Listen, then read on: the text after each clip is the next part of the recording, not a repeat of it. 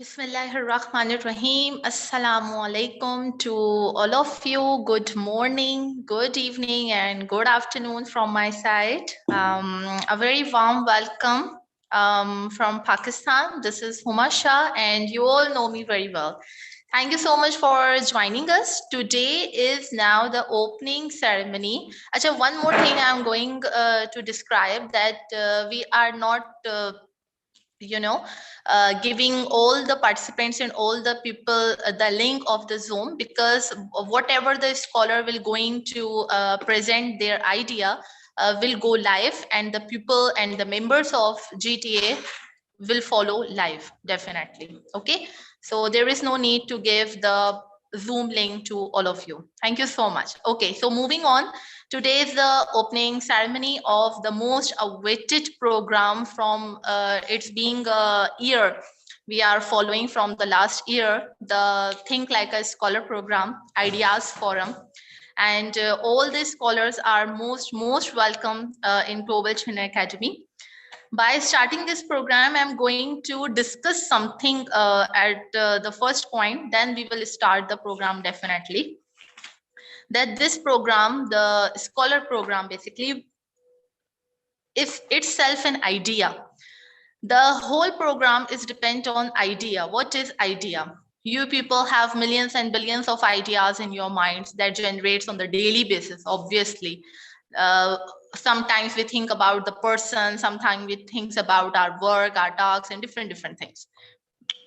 I'm going to tell you about something related to our beloved and respected co-founder, Dr. Imran Malik, who originated this program, who think this program, and who basically give this idea globally to think and give your ideas at the international level. So I have some clues, quotations, and statements of him, and I'm going to share with you. And I think it's a great honor for me that I'm sharing his perspective today in front of you all.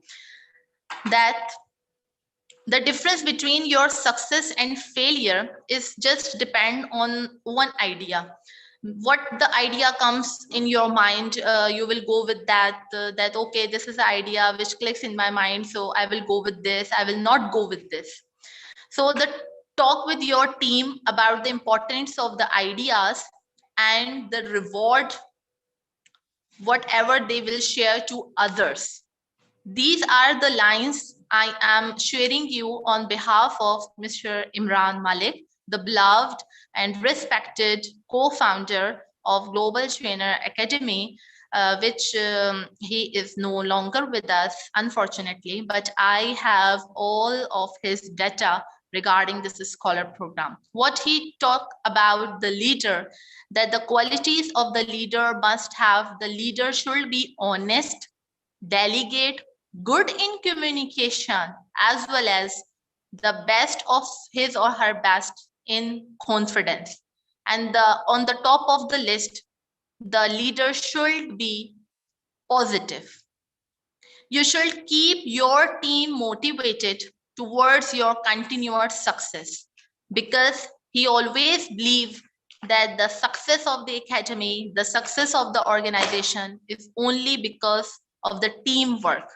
Neither only one Imran Malik cannot generate or succeed GTA, neither me, neither you, no one. The team will be highly supported and highly appreciated to build up a better organization in academy. Now come towards the scholar. Basically, lots of and plenty of people ask me that, ma'am, what is a scholar? Either you give scholarships, and what is mean by scholar, and why you generate this word scholar. So Global Trainer Academy always generate and give and come up with the unique and marvelous types of sentences and ideas. And the scholar program is one of the most famous and unique word. Scholar itself in a unique word. So the person, you know very well that the person who has done some sort of advanced study in a special field, that's basically a learned person or a scholar person. Like I am specialized in pathophysiology, so I am a scholar of pathology. You are specialized in your field, like in education, like in any other subject. You are definitely a scholar of your subject.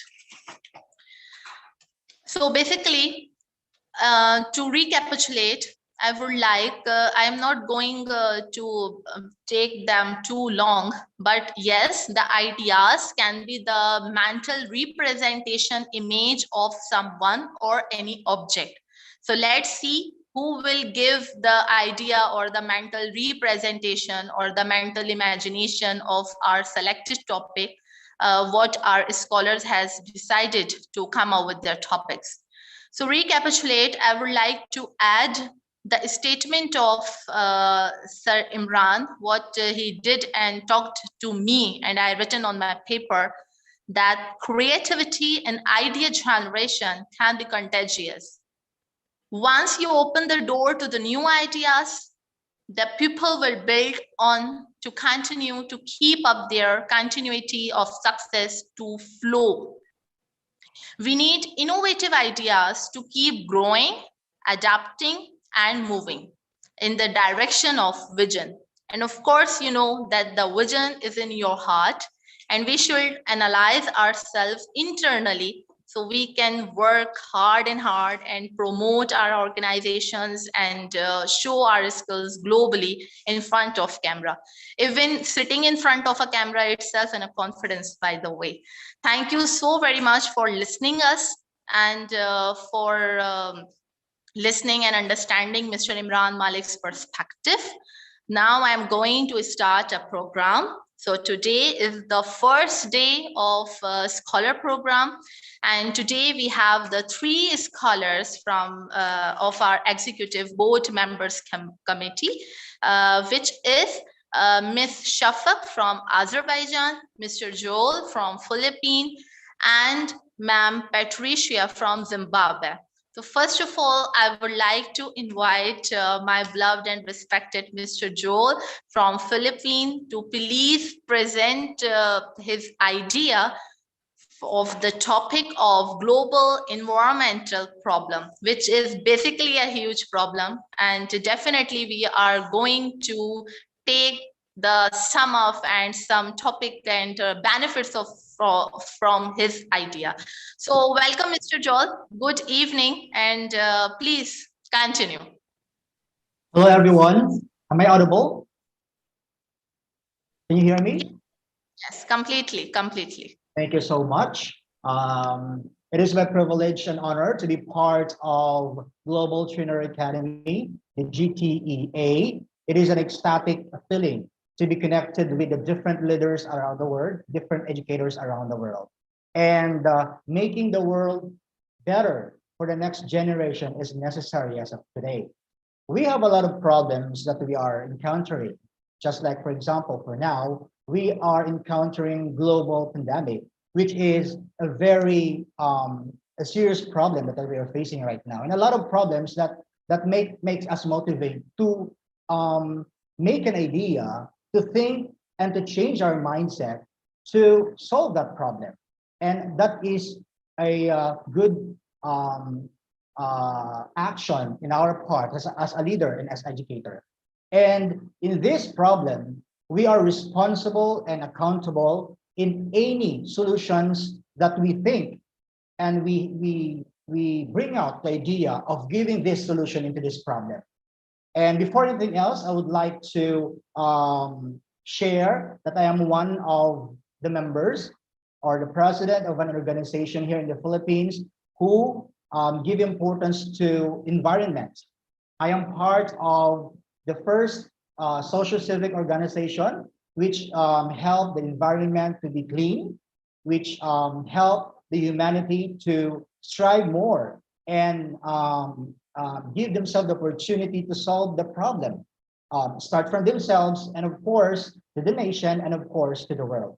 Allow me to share my presentation. Yes, sir. I think you can share the slides. Yes. All right. Host disabled participant, please allow me to the Okay, sir. Just wait a moment, please. Thank you so much. Again, we are all responsible in making our world better in our little way. You know, as an educator, we're responsible to educate person, the people, especially the next generation, to solve the problem when it comes to environmental problem. And giving this opportunity to share my idea, to share my insight, that changing mindset to become responsible and accountable in giving the solution to our environment that we are facing right now. And it is a fact that the problem in environment is a problem for many years. And we give our generations, we give ourselves to become more productive to solve any problem like this. All right. Yes, sir. Thank you very much. Now you can share the screen. You see my screen now? Yeah, perfect. Thank you. Let me. All right. So I'm going to start the first one. When we say global environmental problem, I will be focusing more on the 5 major problems that we are facing right now globally. The first one is what we call air pollution and climate change. The problem that we are facing is that overloading of the atmosphere and of ocean waters with carbon. Atmospheric carbon dioxide absorbs and re-emits infrared wavelength radiation, leading to a warmer air, soils, and oceans, surface waters, which is good. The planet would be frozen solid without this. But unfortunately, there's now too much carbon in the air. Burning of fossil fuels, deforestation of or for agriculture, and industrial activities have pushed up atmospheric carbon dioxide concentrations from, according to data, 280 parts per million. And that was years ago. And of course, the World Health Organization recently estimated that 1 in 9 deaths in 2012 were attributed to the disease caused by the carcinogens and other poisons in the polluted air. Now, what will be the idea of solution to this problem? Of course, we could replace fossil fuels with what we call renewable energy, reforestation, and reduce emission from the agriculture. It could also, we have to change our industrial process because as we all know, our industrial process would have a big impact in destroying our environment, and we have to change that. These are basic solutions for the air pollution. First, don't smoke or avoid smoking. As we all know, smoking is not good to our health. And part of it, as you are taking good care of your health, you are preventing the distribution, of destroying the atmosphere because of your vices. Wash clothes with warm or cold water. We could plant trees around your neighborhood. And it is very easy for us to do that. Being an educator, I always tell to my students that it is important to plant trees for them to, making our environment clean, to make our environment safer when we breathe. And that is very basic way of teaching a child to give importance to the environment. Avoid waiting in long drive-through lines or drive less because of the smoke coming from your car. If you could walk and you could have a little bit, exercise, it is good for your health and without destroying our environment. What do we mean by climate change or the global climate change. Global climate change refers to the average long-term changes over the entire Earth. This includes warming temperature and changes in precipitation, as well as the effects of Earth's warming, such as rising sea levels, shrinking mountain glaciers, ice melting of a faster rate than usual in Greenland, Antarctica, and of course in the Arctic place, and changes in the flower and plant blooming time. So we have to adjust on the changes that we are suffering right now through climate change, just like here in the country. Usually, for the month of December, or January, or February, we usually feel cold. And suddenly, because of the climate change, it changes that we have to adjust the climate that we are not get used to feel or to have. So we can see the difference between taking care of an environment by not doing something that can destroy it, and the outcome will be the person must adjust of what the environment or what will be the climate that you can experience today. So it is because of our work. It is because of our uh, chance not to respect the environment. Next, the second one, we have deforestation. The problem is species-rich wild forests are being destroyed, especially in the tropic, often to make way to cattle ranching, soybean or palm oil plantation, or another agriculture monocultures, and that is very problem. Very it's a problem that it is very hard to make a solution because of some unlawful activities that other people are doing in our forest. Today, about 30% of the planet's land area is covered by forest, which is about half as much as before agriculture got started around 11 years ago. On the data, about 7.3 million hectares of forest are destroyed each year, and mostly in the tropics. Tropical forests used to cover about 15% of the planet's land area. They are now down to 6 or 7%. Much of this remainder have been degraded by logging or burning, illegal logging, right? Or burning of the forest. Not only do natural forests act as biodiversity reserves, they also carbon sinks, keeping carbon out of the atmosphere and oceans. And what will be our idea to solve these problems? Conserve with nature, or we have to conserve of what's left of the natural forest. It is not the end of the world that we think that there are no more trees. We have to give importance to the trees that are left, and we have to plant again, to cover up all those trees that are destroyed by the people. This requires strong governance.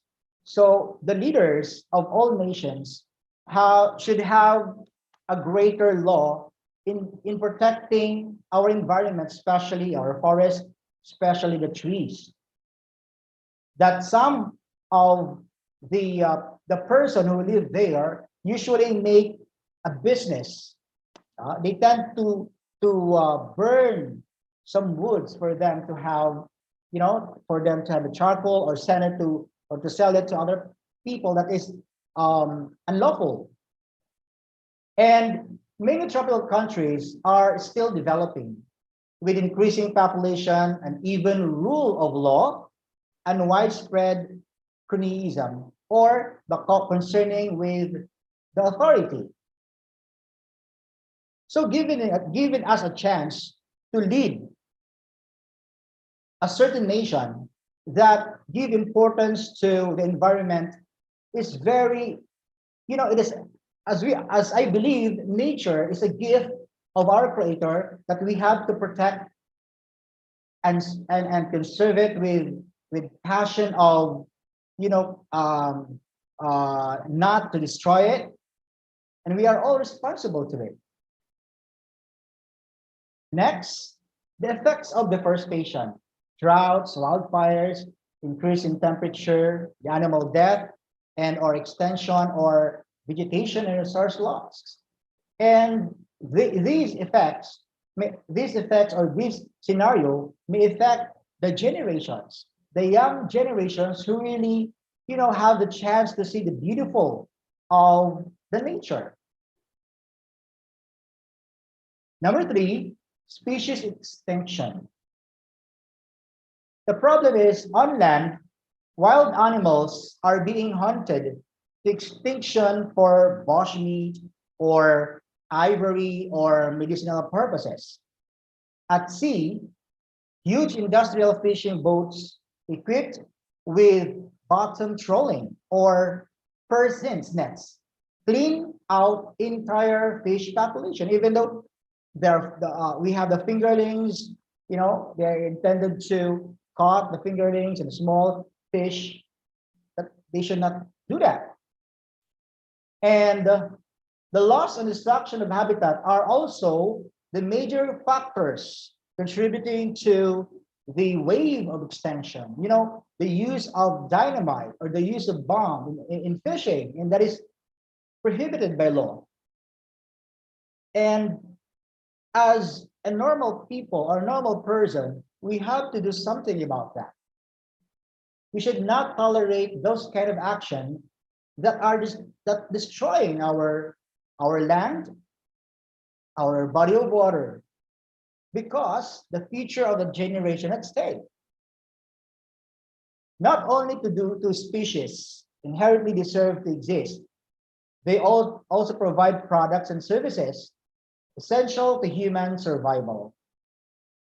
Think bees and their pollinating powers necessary for growing food. What will be the solution on this problem? We should have the concerted effort need to be made to prevent further loss of biodiversity. Protecting and restoring habitats is one side of this. Protecting against poaching and wildlife trade is another. This should be done in partnership with locals. The wildfire conservation is in their social and economic interest. It is not the person that has only the self-interest for him to be progress. Giving a chance to the economic interest that you cannot have the chance to destroy the environment and do the unlawful thing. Soil degradation. Overgrazing, monoculture planting, erosion, soil compaction, overexposure to pollutants, land use conversion rather. There's a long list of ways that soils are being damaged. About 12 million hectares of farmland a year get seriously degraded according to United Nations estimates. What will be the solution for this problem? A wide range of soil and restoration techniques exists. From no-till agriculture to crop rotation to water retention through terrace building. Given that food security depends on the keeping soils in good condition, we're likely master this challenge in the long run. So, as expert in the agriculture, those people who are expert in the agricultures, they have to, reinvent or think another solution to the problem, another way of making the soil being productive, so that all of the plants will be grown up properly and nicely, and it can be used by many people. Number 5, overpopulation. Human population continues to grow rapidly worldwide, as we all know. Humanity entered to the 20th century with 1.6 billion, according to data. Right now, we're about 7.5 billion. Estimates put us at nearly 10 billion by 2050. Growing global population combined with growing affluence is putting ever greater pressure on essential natural resources. What are those? Like water and others. Most of the growth is happening on the African continent, the Southern and Eastern Asia. So what will be the solution on the overpopulation problem? Experience has shown that when women are empowered to control their own reproduction and gain access to education and basic social services, the average number of births per woman drops precipitously or hastily and without careful consideration. So educating, especially our generations, not only for the women, also for the men, the bad effects of having populated more people, more problems. So we need more solution to it.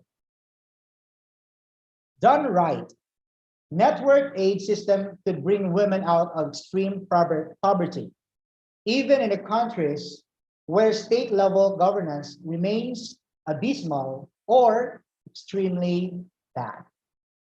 So the important there is educate every people. What will be the negative effect?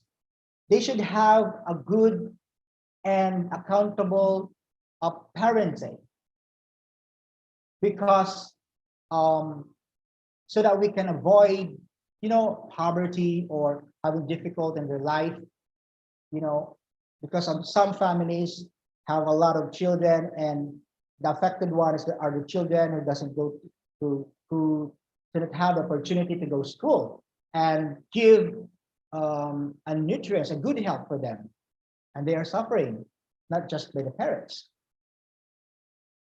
And for that, I will say, let us save the environment. Let us have a reflection.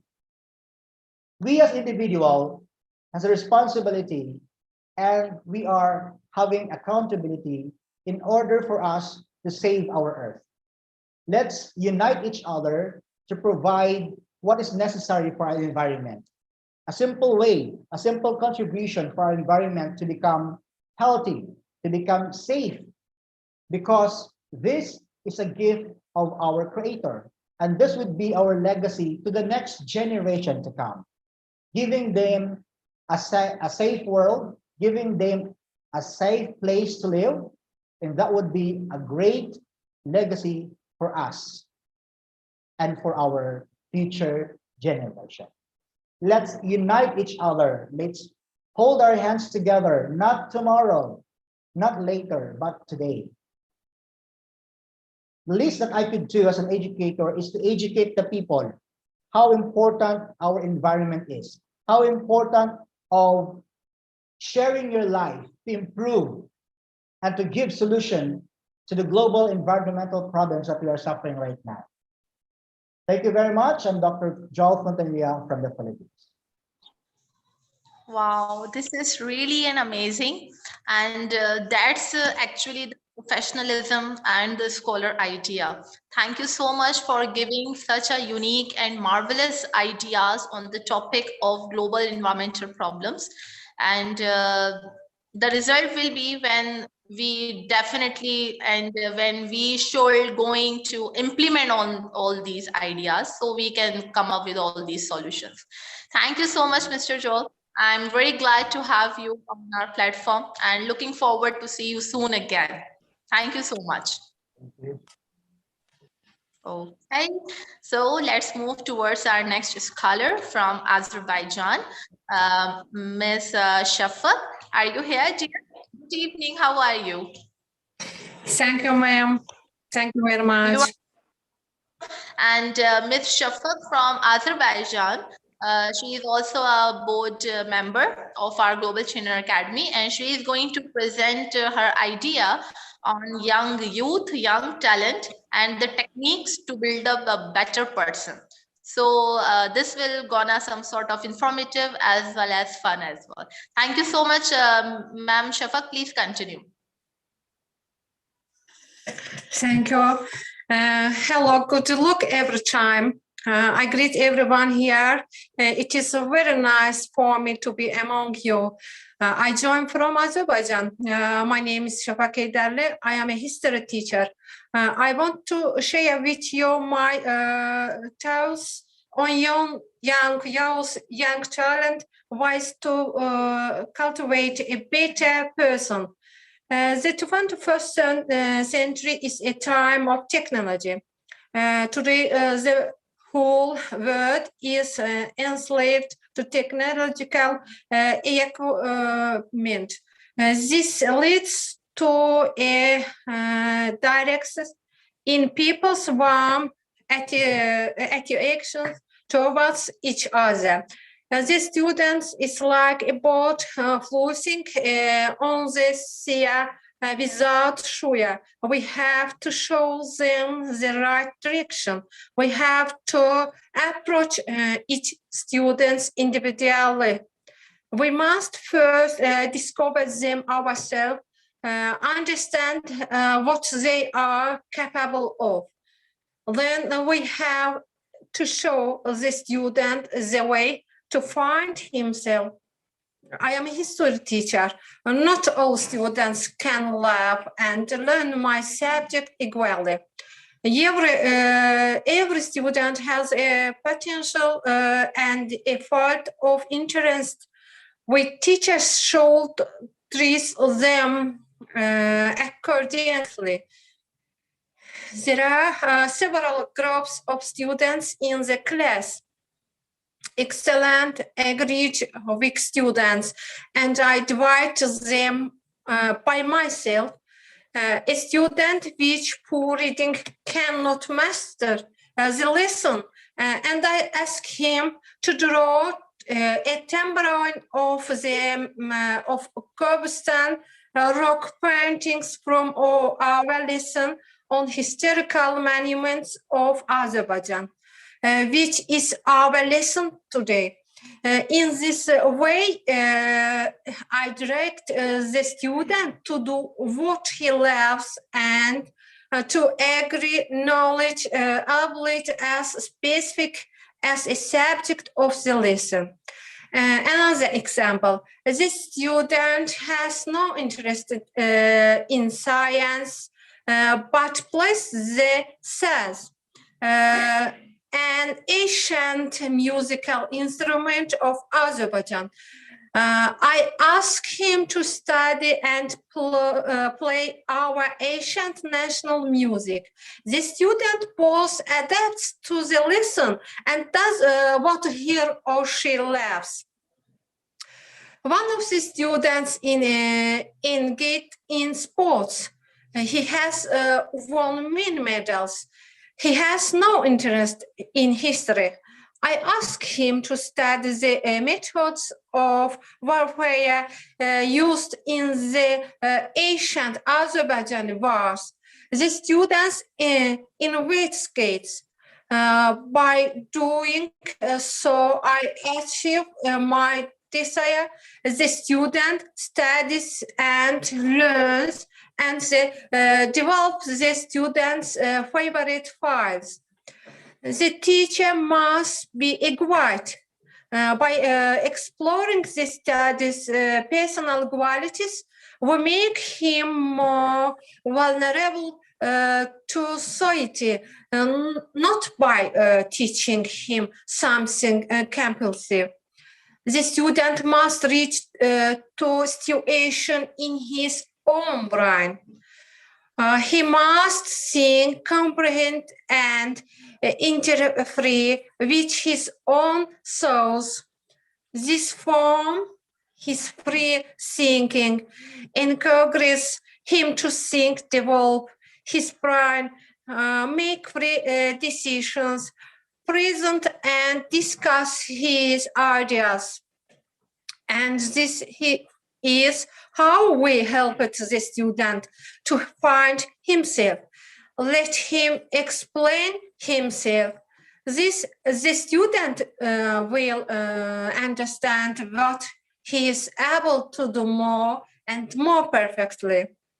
This will from his self-confession. He will develop as a psychological normal person. We teachers must also pay attention to ourselves.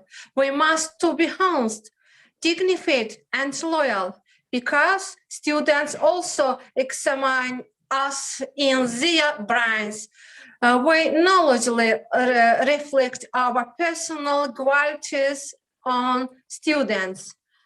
I do not say that with his approach we will have trained, skilled professionals and decent citizens.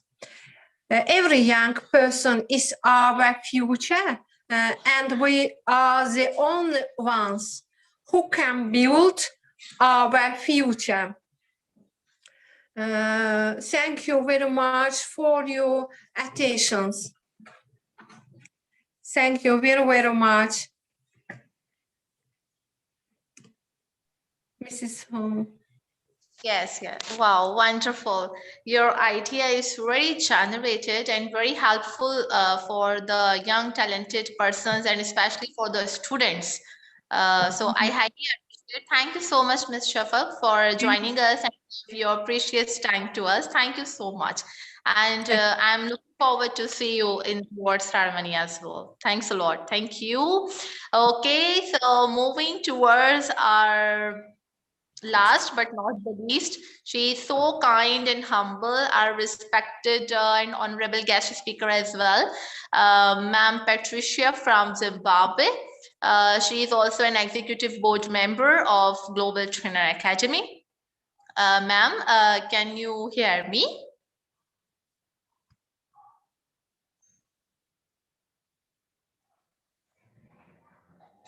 Ma'am, are you here?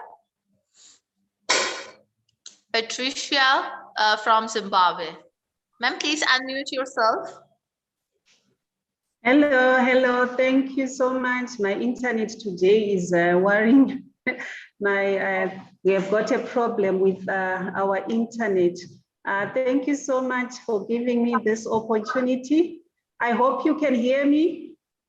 Yeah, I can hear you clearly, and thank you so much for giving your precious time to us. Thank you so much for giving me this opportunity to be sharing with you what I think about the classroom for the future. Okay, let me hear from all our listeners. Ma'am Patricia will give you the me clearly on the classroom of the future on the basis of online education. Ma'am, we can hear you clearly. You please start your presentation. Okay, thank you.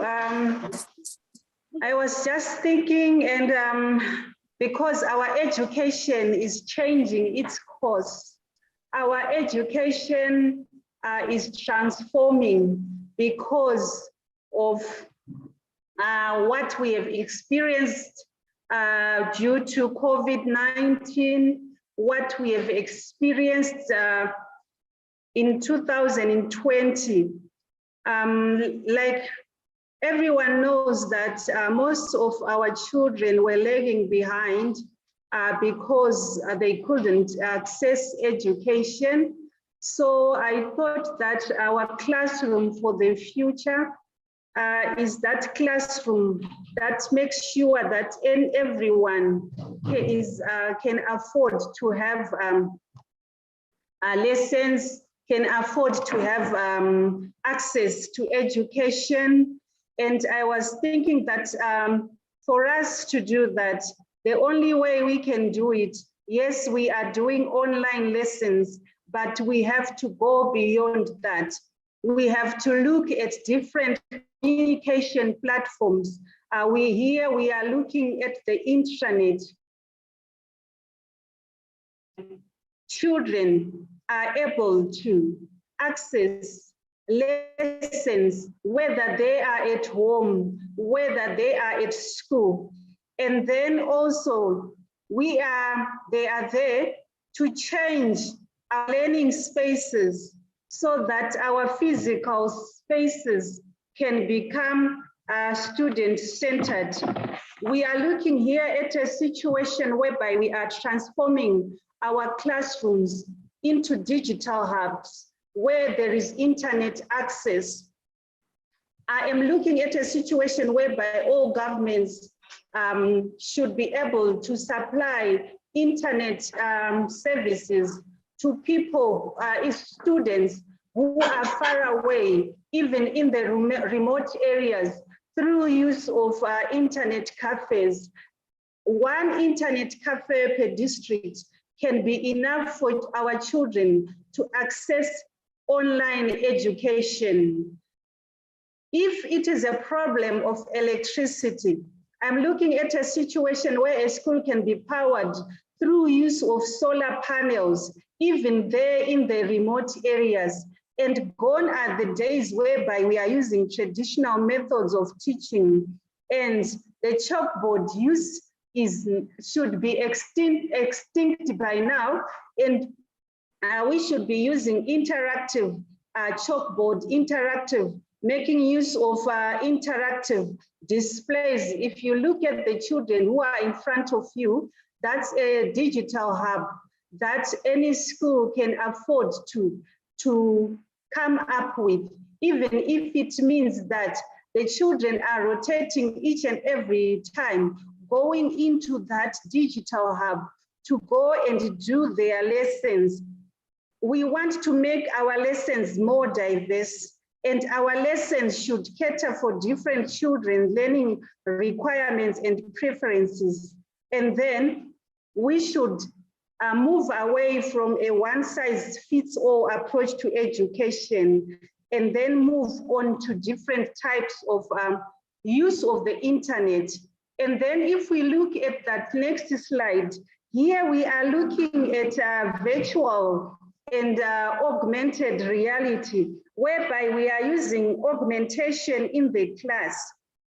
One author says a picture is worth 1,000 words. So if children are involved in using real life experiences, here they are using real life objects, they are using real life elements, it can make education meaningful, because this type of learning, we are not going to use it all the time. It's not going to replace the type of teaching that we do in the classroom, but it is going to enhance the traditional method of teaching.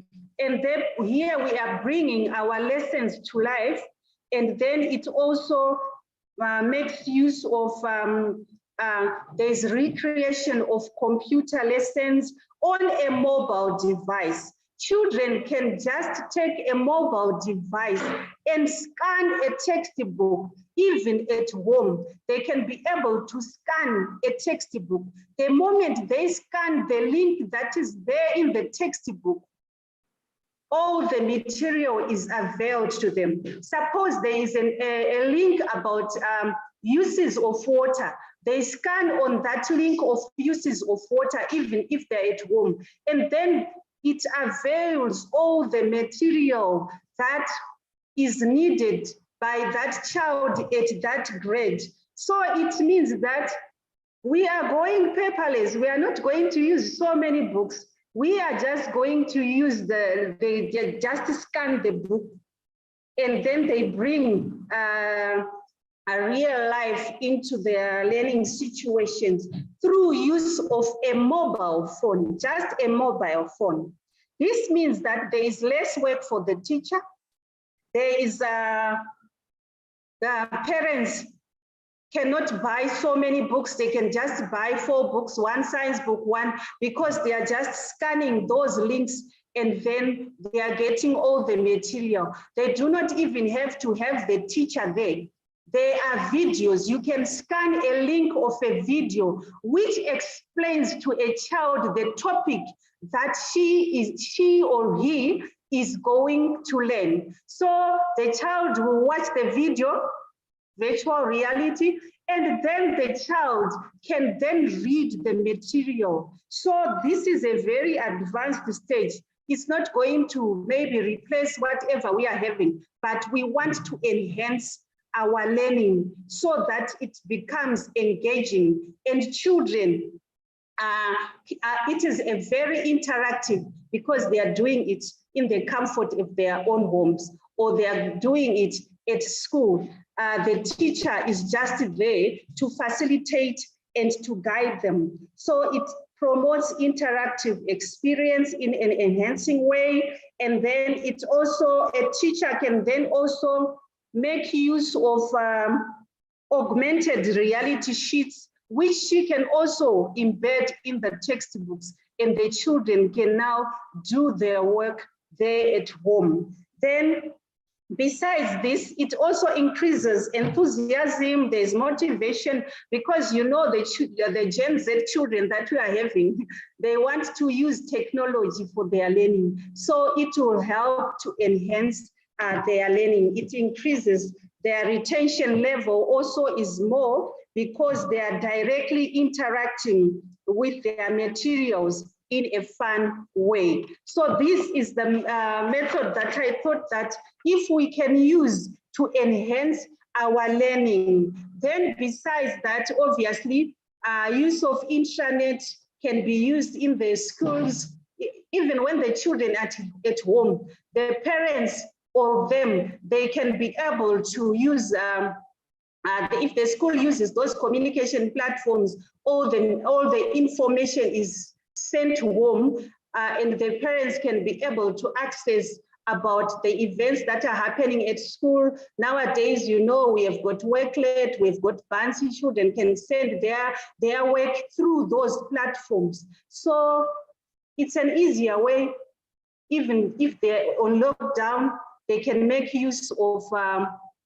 the augmented reality. They can also make use of these communication platforms.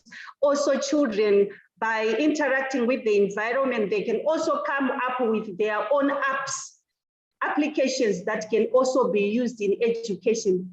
It makes them to think outside the box. It makes them, we want to enhance critical thinking here. They can also come up with their own applications. And then we also, now we are in the classroom, we have to make use of what we call innovative learning spaces. Gone are the days whereby we are only having a group of 4 people sitting there. Make sure that we have got innovative learning spaces depending on the needs of the child. If that day the child needs to sit alone and you want individualized learning, make use of innovative learning spaces whereby we have different groups there. Some can sit 8, some of them 4, some you can even put cushions on the floor, some would want to read. It's an interactive, it's not a fixed learning space. It depends on the needs of the child. So let's create those innovative learning spaces in our classrooms. I know this is more digital, but we can also make it more simpler. It depends on how you arrange your groups. You can make them simpler. There are 4 children interacting. there by the corner, maybe there's a project that needs to be done. There are 8 children sitting there. Maybe that child is lagging behind. You need to sit that child alone, and you can have one-to-one helping that child. So these innovative learning spaces, we create them so that we can help the child, changing the mindset of the child. Maybe the child needed that one-on-one with you, if she's sitting or he's sitting alone, or we have that space whereby in the school there's bullying. In the school, you create a space whereby there's a bench whereby if someone needs to talk to someone about bullying and the child goes and sit there, you can easily identify that, oh, so-and-so is sitting by the bench that we put there for a purpose. They go and sit there, then you can talk to them. It also gives them time to self-reflect, and then children learn from errors as they are interacting in the classroom, whereby if they are in pairs, if they are sitting in fours, they can also, we should allow them to learn from errors. So this is how we create flexible learning spaces and the use of augmented reality. And let me tell you what one author has said. This is David Warlock, who said we need technology in each and every classroom and in every student and teacher's hand, because it is the pen and paper of our time. Gone are the days whereby we are writing all the time. Children go to home with a pack of, there are so many books. We are going digital. We want to come up with digital citizens who can fit anywhere in the world. So it is the pen and paper of our time, and it is the lens through which we experience much of our world. We can also encourage our children to go for virtual trips. Yes, today we are going to Indonesia. We are going to look at how maybe the cultural or heritage places that are there in Indonesia. You can visit those places using virtual trips, and children can go anywhere virtually. Thank you so much for giving me this opportunity to share with you what I think about the classroom of the future in terms of online education. Over to you, Umasha. Wow, that's completely impressive. And you did an amazing job, ma'am. And what a great ideas you put. And definitely this will gonna be a very beneficial for all of our educationists to follow on their students as well. Thank you so much for your presentation. Thanks a lot. And I agree. I hope you are seeing my PowerPoint presentation. I don't know whether it was showing there. No, it was showing completely, and we enjoyed it. Yeah, and indeed, I really agreed with this statement that now the technology is the pen and paper of our time. Na? So I think we should move according to the time rather than we are doing our ancestors following. Okay. Anyways, thank you, Ma'am Patricia from Zimbabwe, Mr. Joel from Philippines, and Ms. Shafak from Azerbaijan. Thank you so very much for your precious time. You all did an amazing job, and I would like to wholeheartedly welcome 3 of you that you put in a great effort in the field of your respected projects. Like Mr. Joel talked about the global environment, and Ms. Shafak talked about young youth and young talent, and Ma'am Patricia talked about the future classes, future environment. Thank you so much all. And now we are going to conclude our program, and see you tomorrow with the next scholars and another executive board members you will see tomorrow. And all the members and participants who wants to join in the Zoom link are requested to follow and see the recorded video on the YouTube, or you can see the live video from YouTube and Facebook. Thank you so much, and see you tomorrow. Bye-bye. Allah Hafiz. Assalamu alaikum. Good evening. Have a good day. Bye, everyone.